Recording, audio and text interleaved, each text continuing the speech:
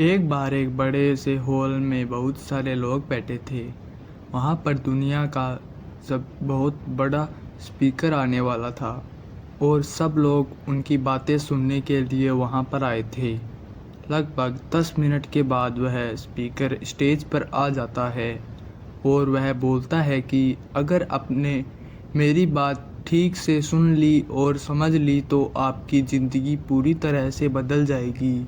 उसके बाद वह अपनी जेब से एक बिल्कुल नया चमकता हुआ 500 रुपये का नोट निकालता है और उसको ऊपर करके सबको पूछाता है कि ये नोट आप में से किसको चाहिए। यह सुनते ही सब लोग अपने अपने हाथ ऊपर कर देते हैं।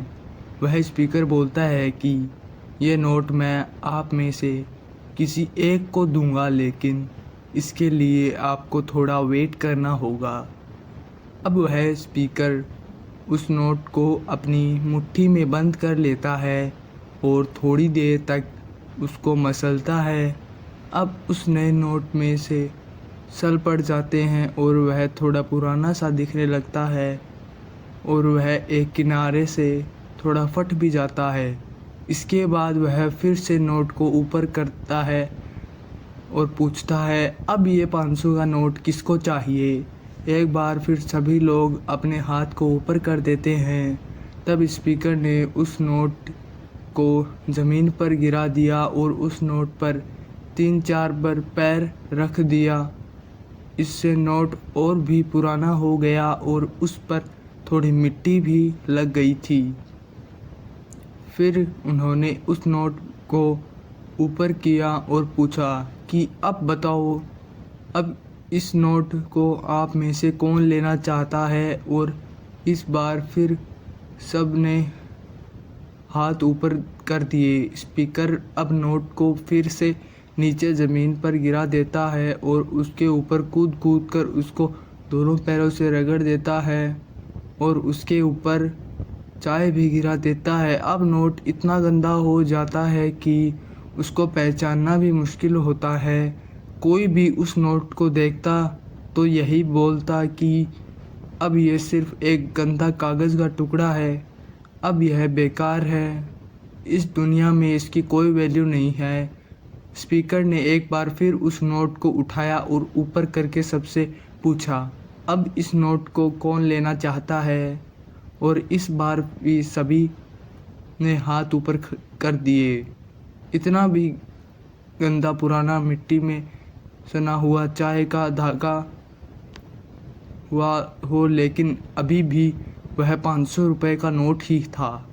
ज़िंदगी कई बार बड़े बड़े झटके देती है। आप एग्ज़ाम में फेल हो जाते हैं या जॉब के इंटरव्यू के बाद आपका सिलेक्शन नहीं होता। जब आपका बुरा समय चल रहा होता है और आप सिचुएशन का सामना कर रहे होते हो, उसके बाद आपको लगने लगता है कि आप सफलता के लायक हो ही नहीं। आपको लगता है कि दूसरे लोग आपसे बेटर हैं और आप किसी काम के नहीं हो, आपकी कोई वैल्यू नहीं है। हमेशा याद रखो, इससे कोई फ़र्क नहीं पड़ता आपने कितनी बार सिचुएशन का सामना किया है। आप ज़िंदगी में कितनी बार फेल हुए हो, आपकी वैल्यू हमेशा वही रहेगी जो पहले थी। आपके पास कुछ खास है जो दूसरों के पास नहीं है और ये कोई भी आपसे छीन नहीं सकता। अब तक सक्सेस नहीं मिलने से आपकी वैल्यू कम नहीं हुई है। आप अभी भी अपने बारे में कितना भी लो फील कर रहे हों, उससे कोई फ़र्क नहीं पड़ता। जो लोग आपको अच्छे से समझते हैं वो लोग आपकी वैल्यू को उतना ही मानेंगे जितना पहले मानते थे। तो अपनी वैल्यू को समझो और कुछ बड़ा करके दिखाओ।